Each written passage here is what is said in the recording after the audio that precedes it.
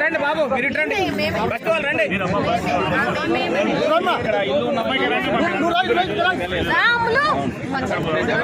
ఇదే సార్, తమ్ముడు మీరు రండి, సార్తో మాట్లాడండి. చూడమ్మా, ఇది ఇప్పుడు ఈ బతుకమ్మ గుంట చెరువు ఉన్నది కదా, ఈ చెరువు దీన్ని మొత్తం మేము ఓపెన్ చేస్తాం. అంటే ఇది 5 ఎకరాలు ఉన్నది. దీంట్లో బస్తీ వాళ్ళు ఎవరికైతే ఇల్లు ఉన్నాయో వాళ్ళకి ఎవరికి ఏం ప్రాబ్లం ఉండదు. అర్థమైందా? వాళ్ళెవరికి కూడా అంటే వాళ్ళది అక్కడ చెరువు పక్కన వచ్చినా కానీ కూడా వాళ్ళు భయపడాల్సిన అవసరం లేదు. ఎందుకంటే మీరు ఎప్పుడో ఇల్లు కట్టుకున్నారు, ప్రభుత్వం మీకు ఇచ్చినది. రేపు ఎవడన్నా వచ్చి మీకు చెప్పినా కానీ అంటే ఏది హైడ్రా వస్తుంది, కూల్ చేస్తుంది ఈ బస్తీ వాళ్ళందరికీ అంటే మీరు ఎవరు నమ్మొద్దు. అర్థమైందా? సో ప్రభుత్వం చాలా స్పష్టంగా ఉన్నది, పేదవాళ్ళకి ఎక్కడ కూడా హైడ్రా అనేది